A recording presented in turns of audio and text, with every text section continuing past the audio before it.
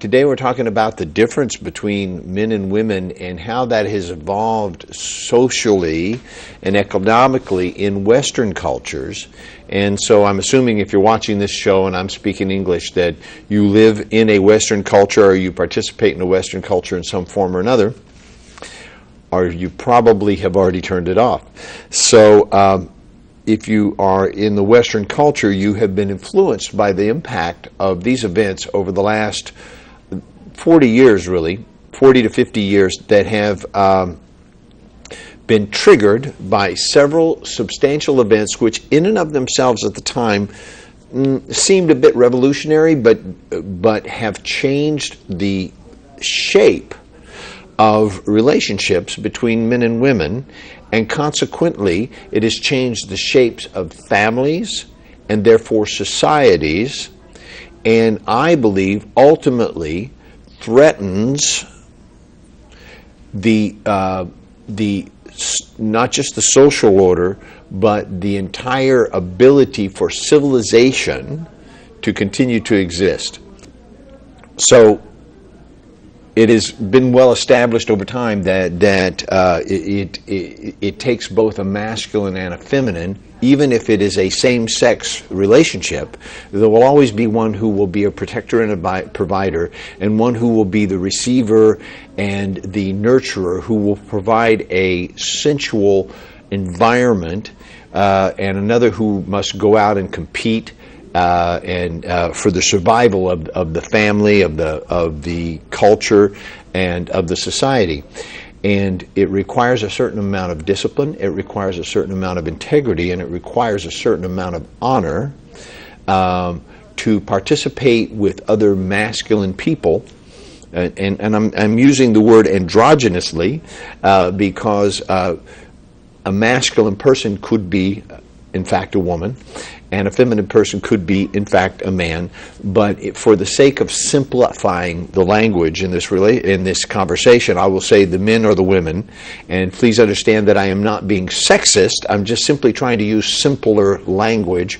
And I preface that by saying a man or a woman are both masculine and feminine, and some are more masculine or more feminine, and it could be either. Okay? I hope that's clear.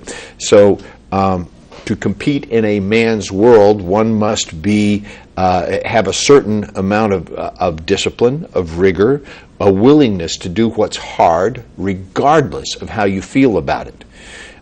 Part of being a man or being a masculine figure means that you're able to compartmentalize your feelings. You're able to put your feelings aside and take actions that are for the greater good, for the good of most people concerned, for your family, for your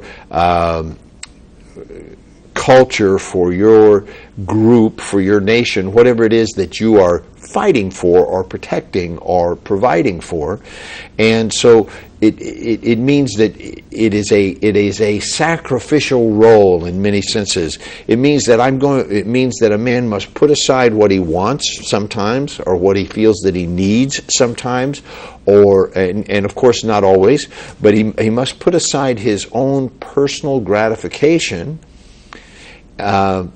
in order to achieve a greater goal that is greater than the simple his wants and his needs. So a man or a masculine person puts their focus on what will serve the greatest good, what will get the best result, what will cause the most success, and in focusing on that, it means that other things that are less important to him get fallen by the wayside. And so many of us have been raised by fathers who were so focused on providing money, success, a nice home, credit cards, whatever, cars, tuition for colleges.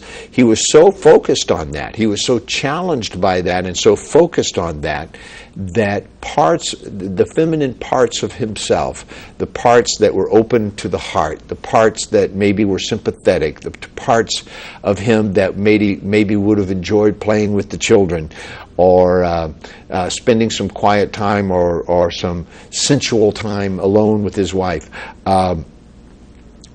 sometimes get put aside, and they can't have access to them.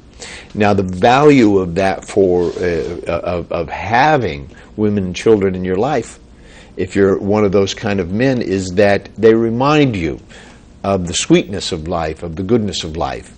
You see, I believe that women and children are lovable and adorable simply because they exist. I think they are lovable simply because they are. They're just lovable, and it engenders in a masculine man the desire to protect them and to provide for them. It is a natural response to a lovable and adorable person, woman, child, grandparents, right? Grandparents, you know, if we live long enough, we eventually, hopefully, become lovable and adorable again, right? And so that is defining something as a masculine role in a relationship, and without that masculine role, if a man does not take up and carry with him, in other words, to become that masculine essence in a relationship, well, then women just will naturally become more masculine. Without a masculine man around, women tend to become more masculine. They will take over. They will provide protection and provision for themselves and for their children, and they will find a way to do that. Regardless of their skill level or their education or their looks, they will find a way to step up and become more and more masculine, and that will also have a cost to the feminine part of them. How many of you know, how many of you are the kind of women who have pursued a career for a number of years, long enough, 10 years, 20 years, that you have become a better man than most of the men that you meet?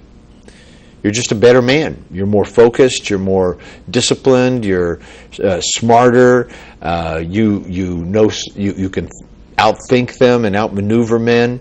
In other words, you're just a better man than those men.